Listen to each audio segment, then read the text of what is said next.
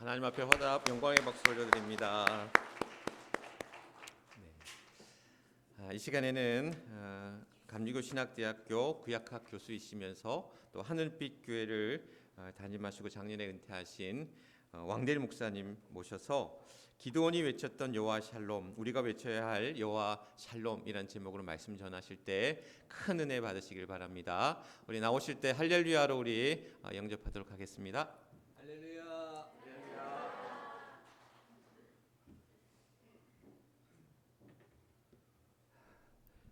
우리 할렐루야 중창단 찬양하는 모습을 뒤에서 지켜보는데 우선 색소폰 찬양에 큰 도전을 받았습니다. 어쩌면 그렇게 소리를 우렁차게 내시는지, 또 전 찬양하는 멤버들이 멜로디를 하니까 간주하고 난 다음에 뒤에는 또 엘토 화음까지 넣으시면서 나만 소리를 내는 믿음의 사람이 아니라 모두 다 함께 즐겁게 찬양하는, 우리 젊은이들 용어로 말하면 동아리인데, 이 찬양의 동아리를 이끌어가는 모습에 큰 은혜를 받았습니다. 여러분, 우리 할렐루야 중창단 위해서 다시 한번 박수해 주시기 바랍니다. 고맙습니다. 우리 한번 따라서 하실까요? 나는 하나님의 사람입니다. 나는 하나님의 사람입니다. 자, 나는 예수님의 제자입니다. 나는 예수님의 제자입니다. 나는 성령님의 도구입니다. 나는 성령님의 도구입니다. 한마디 할 때마다요, 아멘 하고 대답까지 하면, 나는 하나님의 사람입니다. 아멘. 나는 예수님의 제자입니다. 아멘. 나는 성령님의 도구입니다. 아멘. 이렇게 한번 우리 다짐한 다음에 말씀을 나누십시다. 자, 시작. 나는 하나님의 사람입니다. 아멘. 나는 성령님의 제자입니다. 아멘. 나는 성령님의 도구입니다. 아멘. 날이 추워서 소리가 얼었어요. 우리 박세현 목사님 섬기시는 우리 해밀 제1교회에 와서 오늘 주일 예배 드리게 된 것을 큰 은혜로, 큰 기쁨으로 생각합니다. 여러 제자가 있지만 우리 해밀 제1교회 목회하는 우리 박세현 목사님 위해서 늘 기도하고 있는데, 우리 박 목사님 섬기시는 이 교회에 와서 주일 예배를 함께 드린다고 하는 것도 제게는 큰 기회가 되고 기쁨이 되고 자랑이 됩니다. 우리 목사님과 사모님 다 내가 든든하게 생각하는 제자들인데, 이렇게 해미 제일교회에서 귀하게 쓰임받는 모습을 보니까 참 우리 주님께 감사하는 마음이 얼마나 큰지 모릅니다. 여러분들 담임 목사님이시고 사모님이시지만 우리 박 목사님 사모님 위해서 다시 한번 박수 주시기 바랍니다.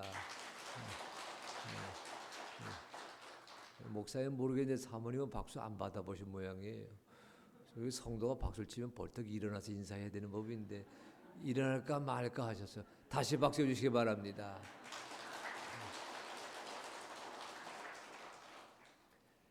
지금부터 57년 전입니다. 1968년이니까 오늘 예배 드리시는 분들 가운데 그때 일을 기억하시는 분들도 더러 계실 겁니다. 제가 자료를 찾아보니까 이 1968년 참 세계가 아주 뒤숭숭했어요. 베트남 전쟁 기억하실 겁니다. 월남 전쟁. 세계 도처에서 월남 전쟁, 그 베트남 전쟁을 반대하는 시위가 거세게 일었고요. 그럼 2차 세계 대전 끝나고 이제 한 20년 지나는 그 와중에서 군사 독재 정권이 들어서 있던 나라가 많이 있었어요. 세계 곳곳에서 그 권위주의 정권을 타도하자고 하는 데모가, 시위가 날마다 그치지를 않았습니다. 여러분, 폴란드, 체코, 유고슬라비아, 요즘은 유고슬라비아가 없어졌습니다만 이 폴란드, 체코 같은 동구권에서는요, 옛 러시아, 소련이라 그랬지요. 그 러시아의 그 강압적인 지배에 맞서 자유를 쟁취하기 위한 독립운동이 거세게 잃었던 해이기도 했습니다. 무엇보다도 우리가 기억할 수 있는 것은요, 1968년에 마틴 루터 킹 주니어 목사님, 흑인 인권 운동 하셨던 아주 우리 목사님 가운데 흑인의 인권을 세우는 그 일에 누구보다 선구자 역할을 했던 그 마틴 루터 킹, 그분이 1968년 4월 달에 암살을 당한 해이기도 했습니다. 마틴 루터 킹 주니어가 암살당하고 난 지 한 2달 만에, 그때가 미국 대통령 선거 시즌인데 미국 민주당 대통령 후보였던 로버트 케네디, 여러분 존 F 케네디 아시지요? 암살당하지 않았어요. 그 존 F 케네디의 동생 로버트 케네디가 1968년 6월 달에 괴한이 쏜 총에 맞아 숨을 지는 끔찍한 그런 비극이 겹쳐뜨렸습니다. 2025년을 맞이하고 살아가는 우리나라도 이 세계도 참 뒤숭숭하고 어지러운데 1968년이 그리했어요. 그래서 근데 여러분 1968년 12월 21일입니다. 그 소란스러운 한 해가 끝나가는 12월 21일에 승무원 우주 비행사 셋을 태운 아폴로 8호 이 우주선이요, 미국 플로리다 그 우주센터에서 발사되는 그런 일이 있었어요. 그 전까지는 우주선이 발사되면 지구 궤도만을 순회했습니다. 지구 궤도를 따라 돌면서 지구의 모습을 전하는 데 초점을 두었는데, 이 아폴로 8호는 무슨 사명을 지녔느냐? 역사상 최초로 지구 궤도 밖으로 깜깜한 우주로 들어서는 그런 사명, 미션을 받았습니다. 그래서 어디로 가느냐? 달 궤도까지 비행한 다음 그 달 궤도를 비행하면서 달의 모습을 찍어서 지구로 전송하고, 또 사상 최초로요, 깜깜한 지구 궤도 밖 달 궤도에서 우주선 스스로의 동력으로 지구로 귀환하는 그 어마어마한 미션을 지닌 채 아폴로 8호가 1968년 12월 21일 플로리다 우주 기지에서 하늘로 솟구쳤습니다. 모두가 성공적인 비행이 되기를 바라는 마음으로 지켜보았겠지요. 사흘 뒤 1968년 12월 24일 이 아폴로 8호가 달 궤도에 들어섰습니다. 달 표면을 순회하던 중에 1968년 12월 24일 저녁 9시 30분 미국 동부 시간이에요. 1968년 12월 24일 저녁 9시 30분에 이 달 궤도를 순회하던 아폴로 8호 이 우주선에서 달의 모습을 지구로 생중계 텔레비전으로 송출하였어요.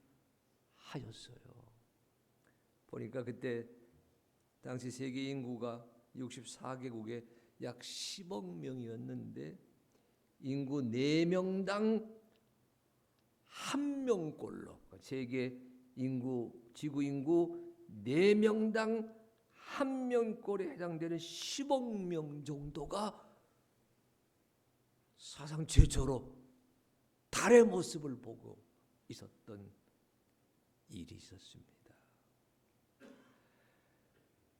흐릿한 화면으로, 흑백 화면이지요.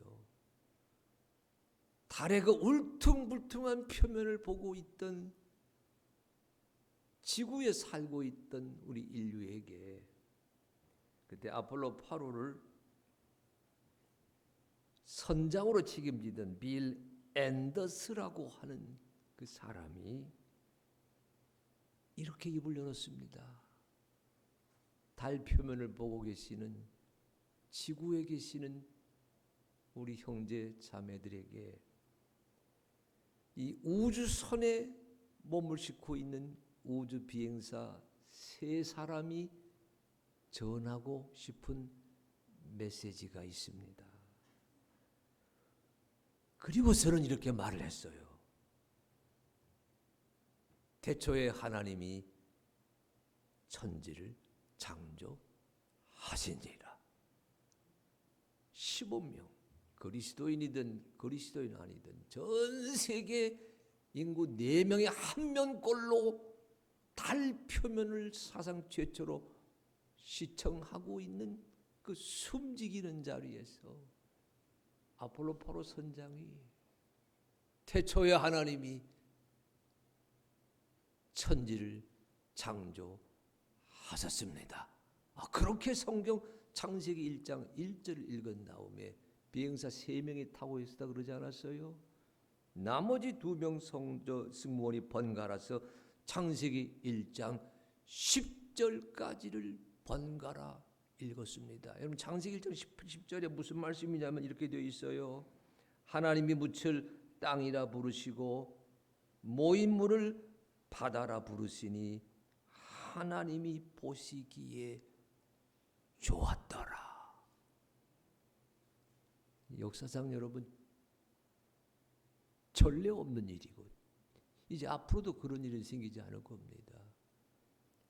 1968년 온 세계가 뒤숭숭하고 여기저기에서 시위가 끊이지 아니하고 나라마다 민족마다 갈등과 싸움으로 몸살을 앓고 있고 억눌려 지내는 자들 자유를 찾아서 목숨 건 항쟁을 하느라 피로 얼룩져 있던 이 지구상을 향해서 우리가 지구에 살고 있는 형제 자매들에게 전하고 싶은 메시지가 있습니다.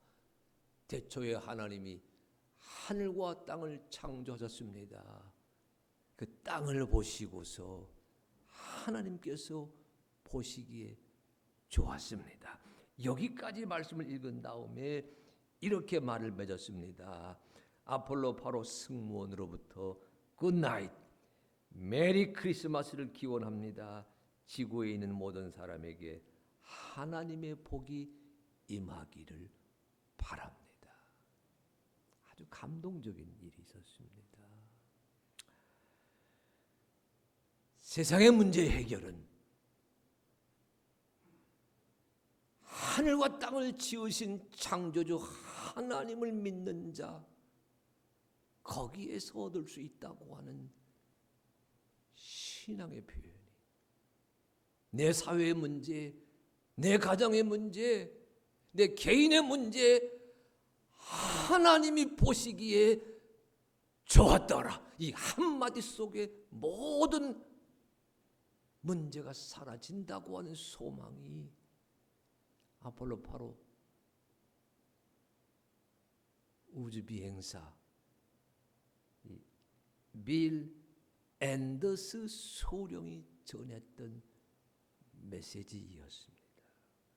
저는 그 얘기 다시 들춰보면서 따라서 하시기 바랍니다. 사람의 문제의 해결은, 땅의 문제의 해결은 하늘의 하나님이, 하늘에 계신 하나님께서 해소하여 주십니다. 아멘. 따라하십시오. 땅의 문제의 해결은 하늘이 하십니다. 내 문제의 해결도 하나님이 하십니다. 우리 대한민국의 문제도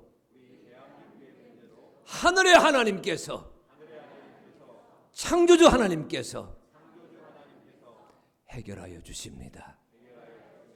아멘. 오늘 읽으신 성경 말씀 사사기 6장 말씀도 땅의 문제의 해결은 하나님께서 이루십니다. 그것을 가르쳐 주고 있는 본문입니다. 우리 사사기 6장 읽으셨는데 우리 잘 알고 있는 기드온 이야기입니다. 우리 흔히 기드온 하게 되면 기드온의 300용사, 오늘 기드온 용사 얘기하려고 하는 건 아닙니다. 미디안과 맞서 싸울 때 300명 용사로 원수 대적을 무찔렀던 그것을 기억을 하는데 기드온이 처음부터 용사이었던 건 아니에요.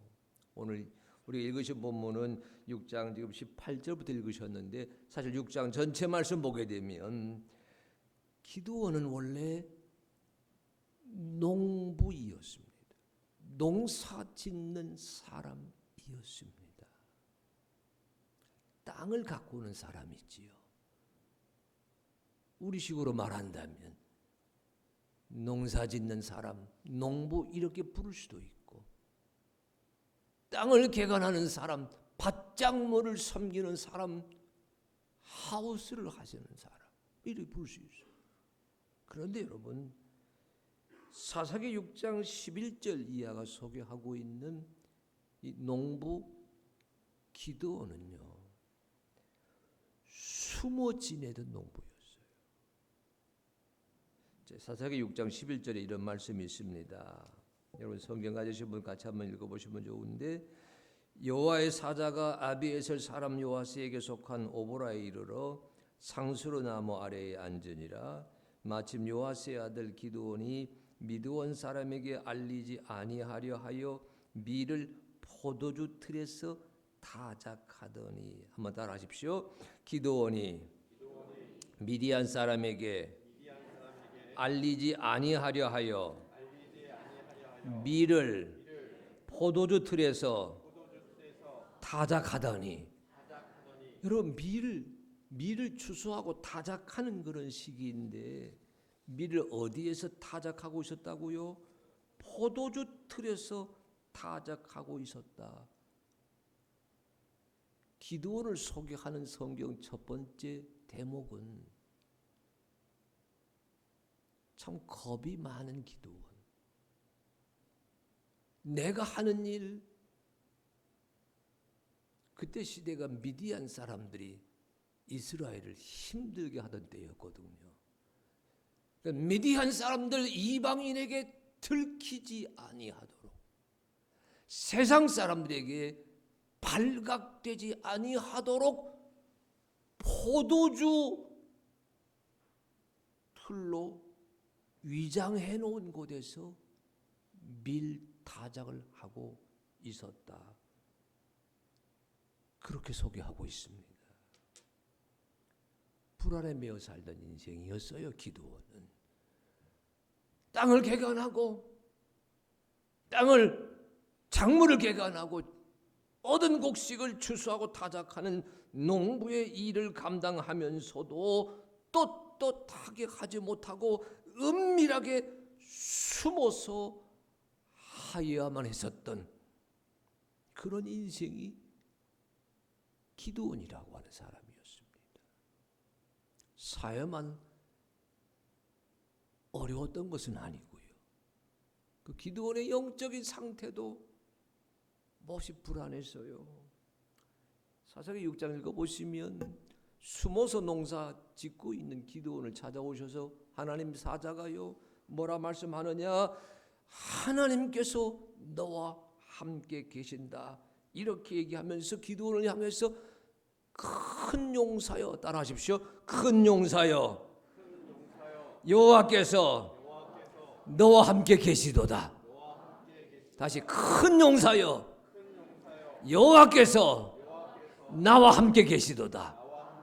다시 큰 용사여 여호와께서 왕대일과, 그때 자기 이름도 센스가 있으셔야지. 그것까지 따라오시면 안 되지. 다시 합니다. 큰 용사여 여호와께서 왕대일과 함께 계시도다. 그렇게 말씀하고 계시는데 그 말씀에 이어서 하나님이 너를 네 손을 통해서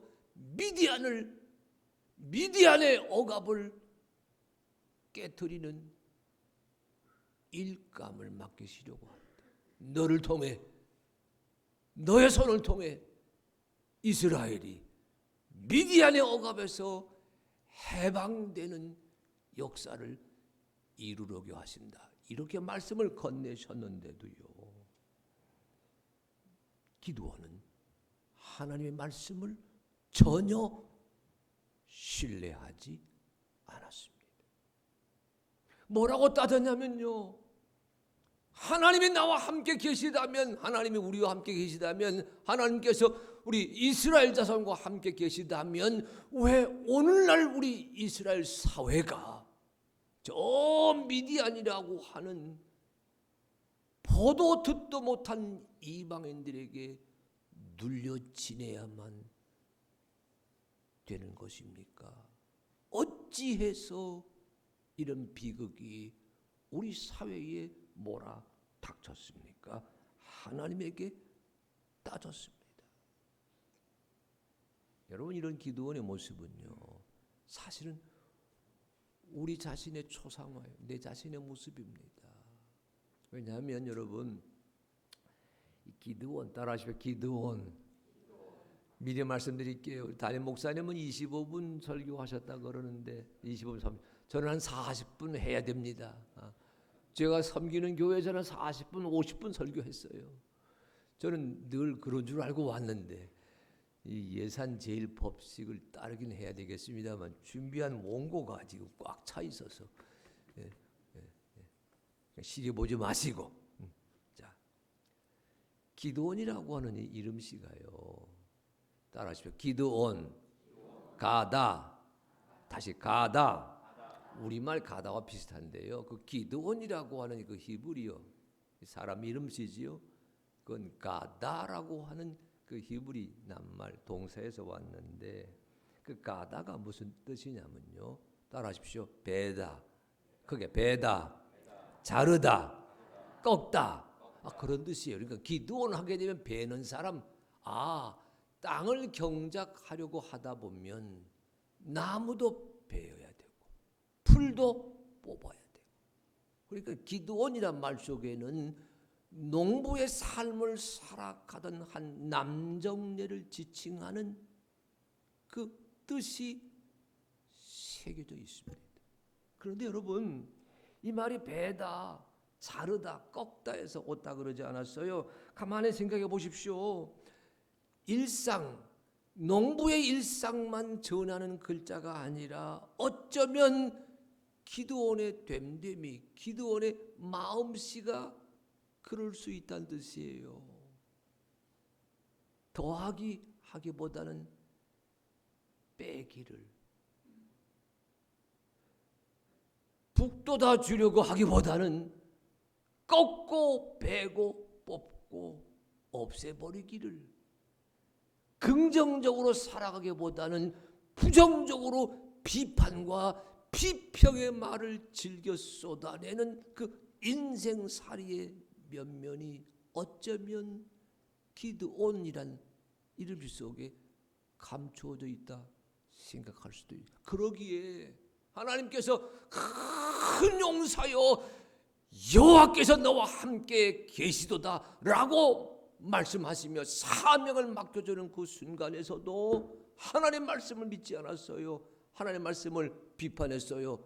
하나님 말씀을 비평했어요. 어찌하여 이런 일이 우리에게 닥칠 수가 있습니까? 여러분, 기드온이 오해하고 있는 것 하나 있어요.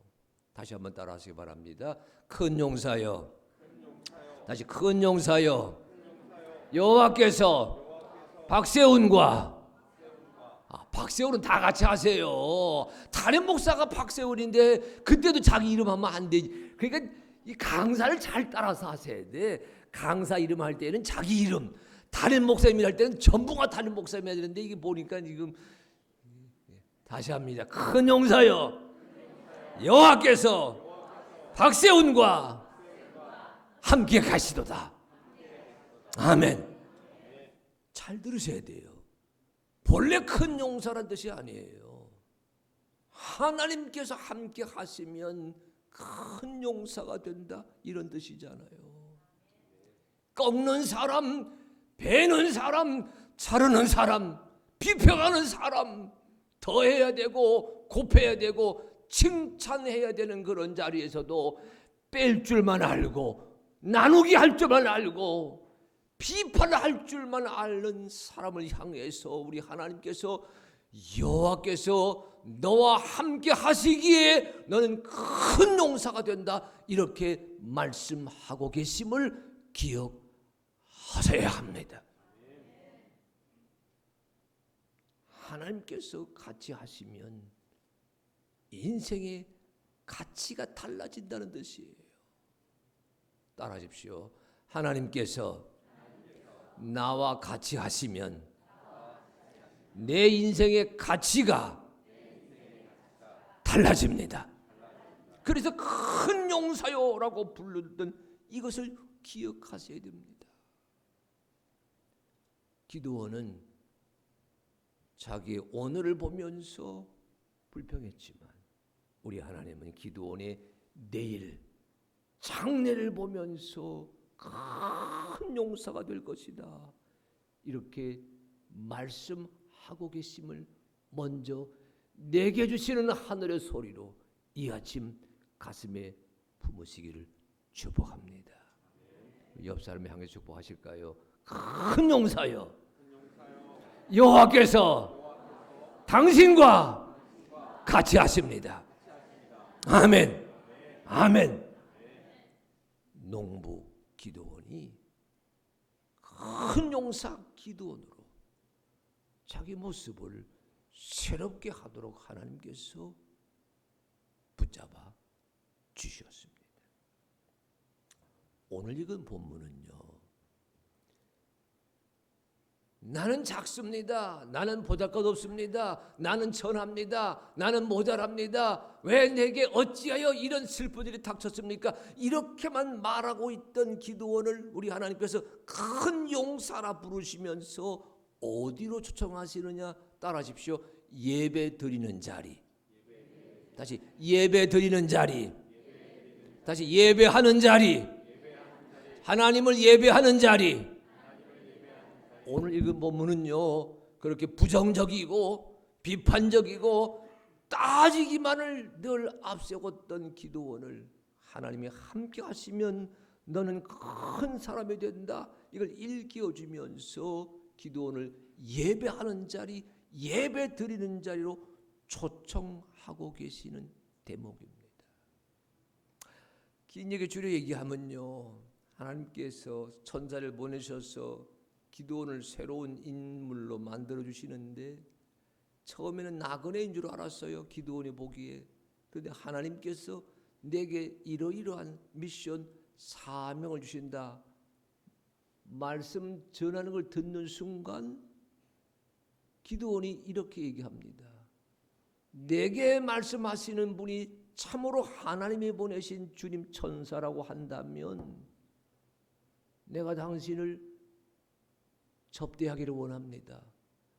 내가 돌아올 때까지 떠나지 마시고 이 자리에 그냥 계시는 증거를 보여주시기 바랍니다.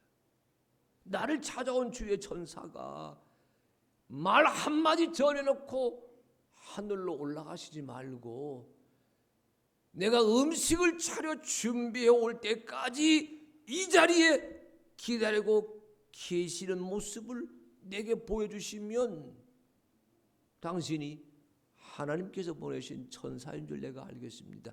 이렇게 말하고서 기드온이 달려가서 준비해 온 그 상이 오늘 읽으신 말씀, 여기 19절 말씀이에요. 여러분 6장 19절 우리 다 같이 한번 읽어봅니다. 자, 시작. 기드온이 가서 염소 새끼 하나를 준비하고 가루 한 에바로 녹여을 만들고 고기를 쇠에 담고 굽을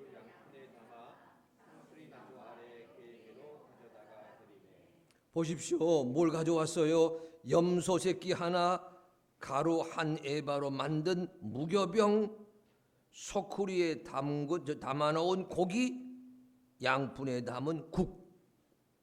잘 보시면 먼 길을 달려온 나그네에게 대접하는 한 끼 식사상입니다. 밥상이에요.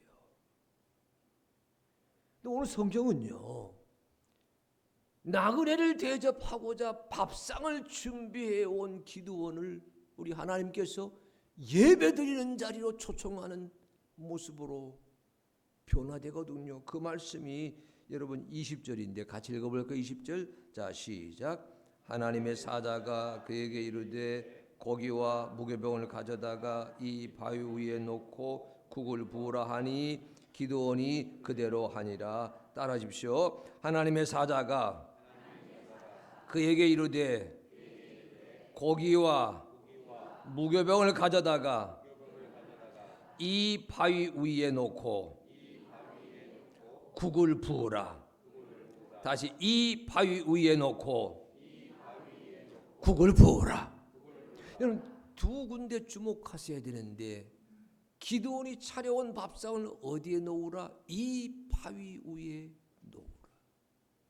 이 구약 성경 여기에 바위는요, 신약 성경에서는 즐겨 반석이란 말로 늘 번역이 되는데, 반석하게 되면 베드로의 신앙 고백, 반석 되시는 예수 그리스도를 떠올리게 하는 낱말이거든요.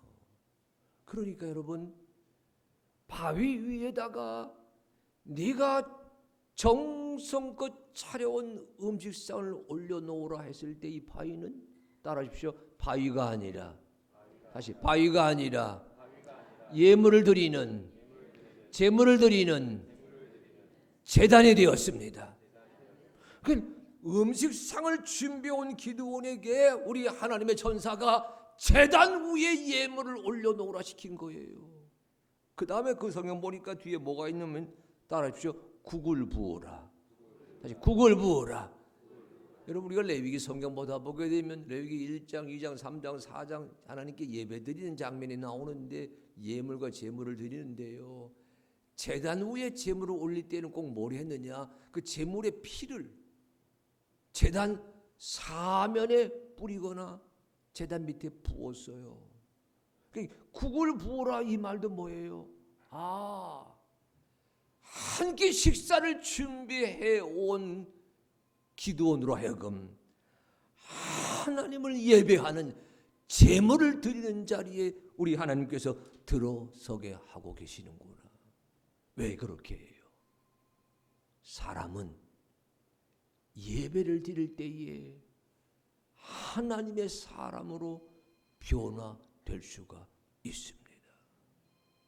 세속에 묻어 삽니다.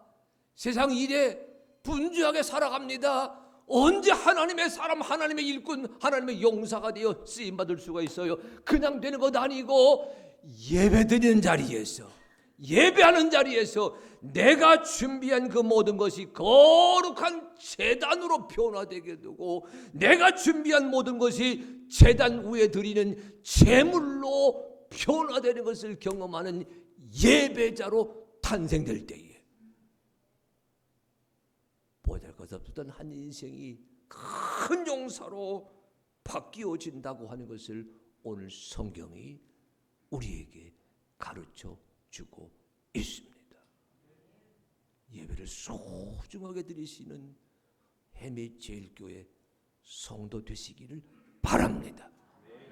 내 나이가 40이든 50이든 60이든 70이든 80이든 90이든 하나님 나라 주님께서 부르셔서 하나님의 나라 들어설 때까지 이 땅에서 해밀제일교회 성도가 되어 예배하는 자리 소중하게 여기시는 한 분 한 분 되시기를 축복합니다. 내 손에 들린 것이 주님 예물이 되게 하여 주옵시고, 내가 준비한 일상이 주님 제단이 되게 하여 주시옵소서. 그 감격을 기드온으로 하여금 누리게 하신 다음 우리 하나님께서 기드온을 쓰시게 된다라는 게 사사기 6장, 7장, 8장의 내용이거든요. 여러분, 눈여겨보아야 될 대목이 21절이에요. 여러분, 자 6장 21절 다 같이 한번 읽어봅니다. 자 시작.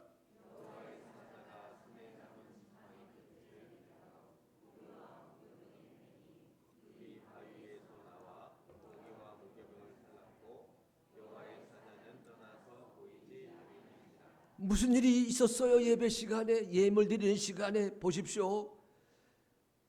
여호와의 사자가 지팡이를 끝을 내밀어서 기드온이 준비한 예물 제물에 대니까 불이, 따라합시오. 불이 바위에서, 다시 불이 반석에서, 다시 불이 제단에서 나와, 불이 제단에서 나와서 기드온이 준비한 예물을 다 살랐다. 기드온의 예물을 우리 하나님께서 흠양하여 주셨습니다. 불이 나와 살랐어요. 예물을 흠양하셨습니다. 지금까지 기드온은 하나님의 뜻을 몰랐어요. 하나님의 세계를 몰랐어요. 그런데 그 기드온이 준비한 예물을 제단에서 불이 나와 살라버리게 되면서 비로소 기드온의 마음에, 따라하십시오, 뻥, 뻥 하면 다시 뻥 뚫렸습니다. 소리만큼 뚫릴 줄로 믿습니다. 다시 합니다. 뻥 뚫렸습니다. 의심의 기드온이 뻥 신앙의 기드온으로 변화되는 장면입니다.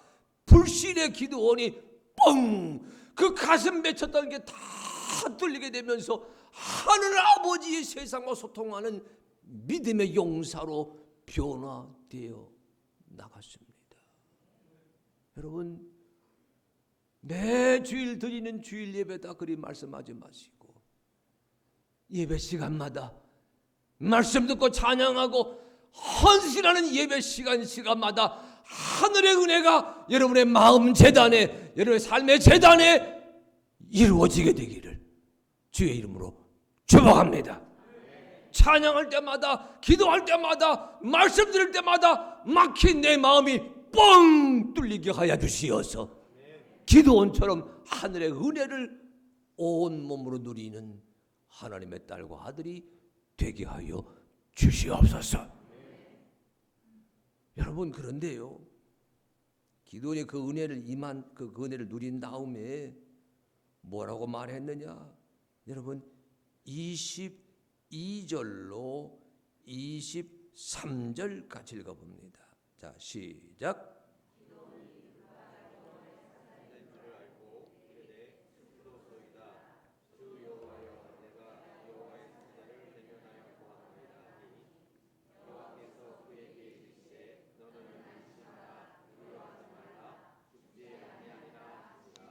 아멘. 놀라운 것을 체험했잖아요.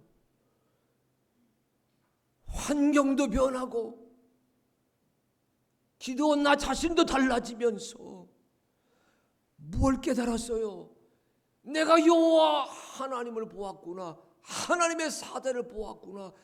잊고 있었던 믿음의 세계가 되살아나게 되면서 여호와의 사자를 대면하여 보면 다 죽는다, 이렇게 말씀했던 게 떠오른 거예요.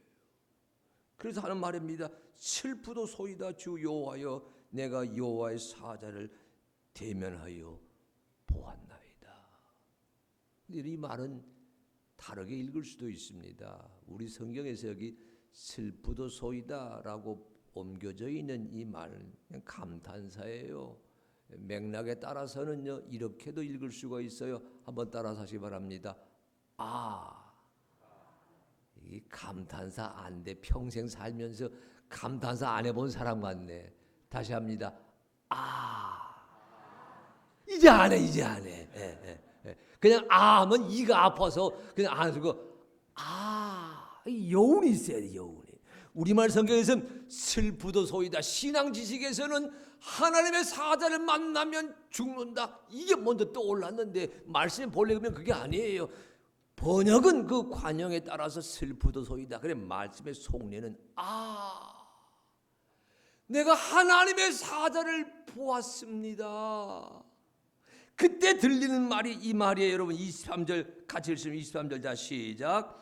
여호와께서 그에게 이르시되 너는 안심하라 두려워하지 말라 죽지 따라합시다. 너는 안심하라 두려워하지 말라 죽지 아니하리라. 다시 너는 죽지 아니하리라. 다시 나는 죽지 아니하리라. 다시 왕대인은 죽지 아니하리라. 왔다 갔다 하니 정신없지요.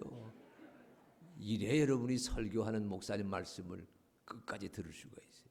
주께서 제게 주시는 많은 은총이 있는데 감신대에서 30년간 가르치는 생활을 하고 한 4년 반 담임 목회를 하고 이제 은퇴했는데 주님 주시는 그 은혜 속에서 학생이든 성도들이든 제가 늘 그렇게 깨우치기를 원해요. 다시 합니다. 아니 그 아신 분은 고생은 그 아파서 하는 소리예요. 감탄사 옳지. 이 끌어가면 여운이 있어야지. 다시 내가 여호와의 사자를 대면하여 보았나이다. 그때 내 귀에 들린 말씀 두려워하지 말라. 너는 죽지 아니하리라. 따라하십니다. 나는 죽지 아니합니다. 다시 나는 하나님이 같이 계시기에 하나님의 사명을 감당하기 있기에 쓰러지지 아니합니다. 아멘. 아멘. 그러면서 기드온이 24절 마지막입니다. 이렇게 동작을 하였습니다. 24절 자 시작.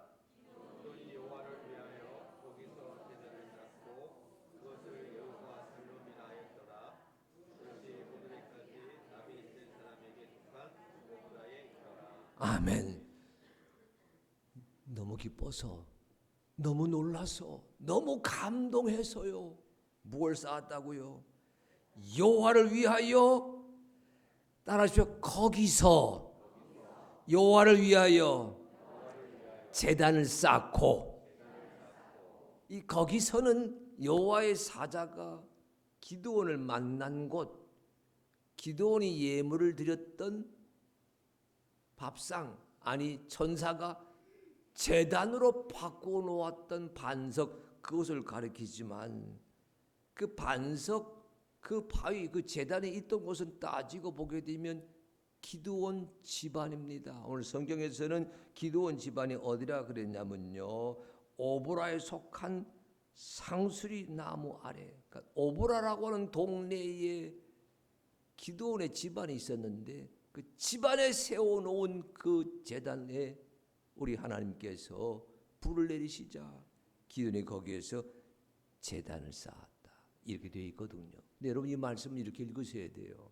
우리가 24절까지만 읽었지만 25절 이하 말씀 계속 읽어가게 되면요.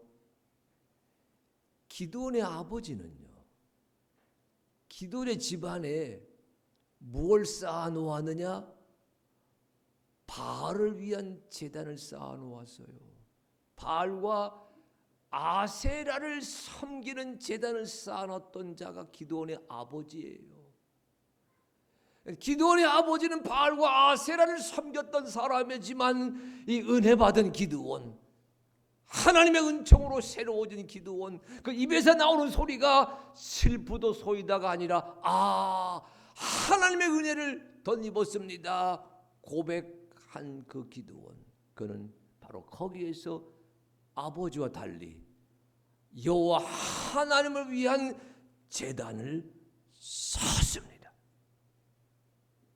우리 해외 제일교회 성도 한 분 한 분도 이런 결단, 이런 감격, 이런 은총을 누리며 가시기를 축복합니다.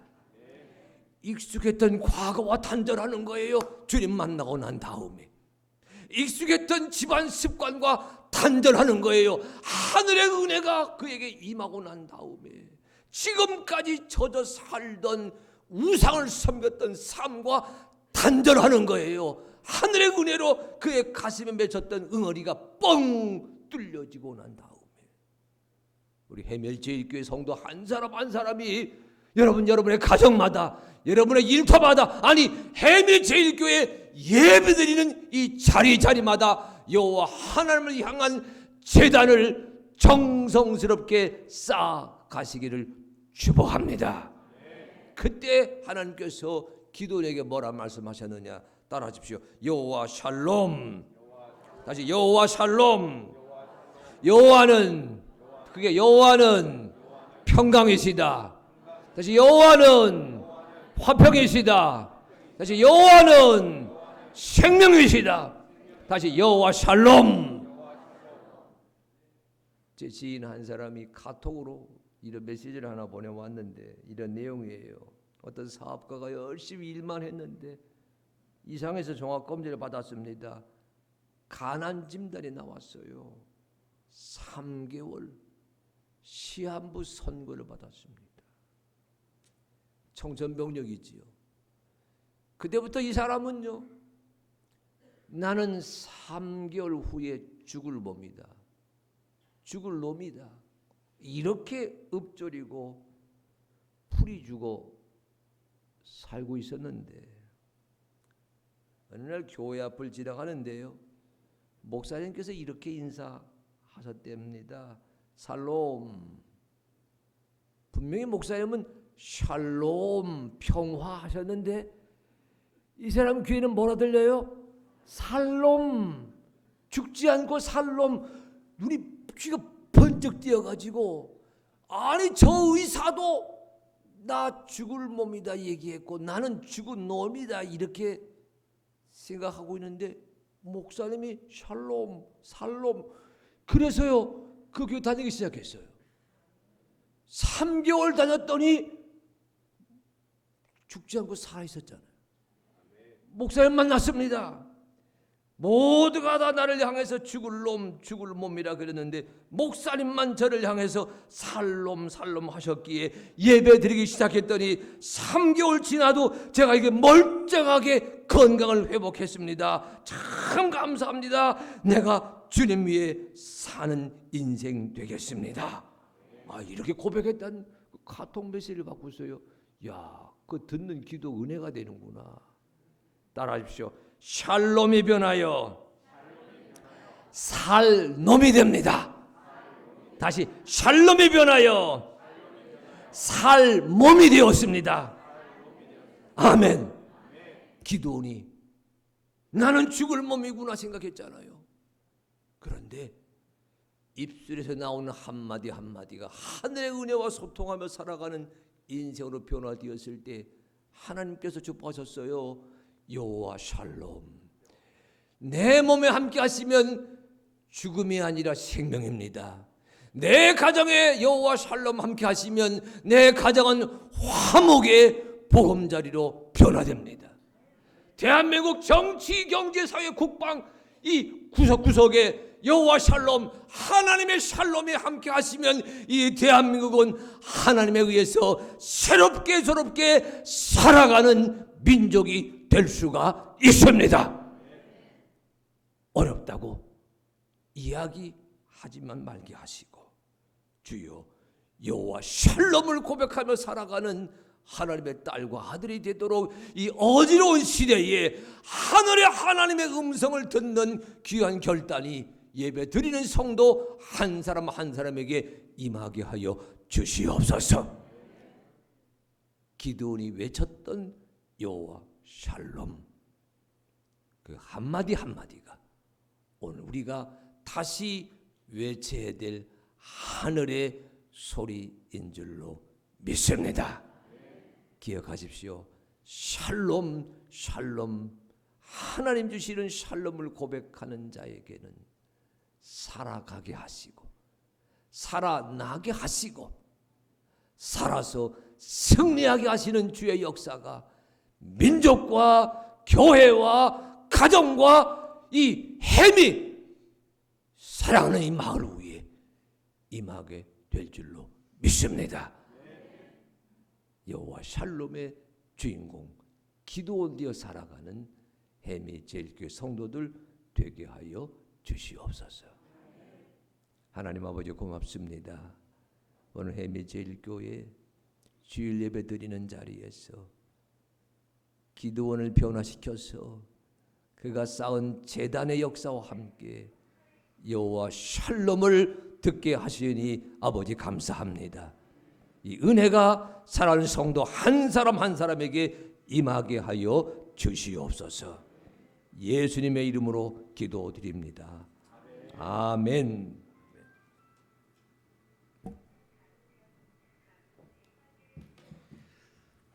의심 많은 기도원을 하나님께서 부르셔서 큰 용사로 세우시고 또 온전한 예배자로 세우실 때에 또 그에게 임했던 여호와 샬롬이 또한 이 예배 가운데 함께한 우리 모두에게 여호와 샬롬으로 함께하실 줄 믿습니다. 그 믿음으로 또 주신 말씀 가지고 또 귀한 믿음의 삶, 또 우리에게 주어진 귀한 삶을 살아가는 우리 모두가 되기를 간절히 바랍니다. 주신 말씀 기억하시면서 412장 내 영혼의 그 깊은 데서 우리 함께 찬양하겠습니다.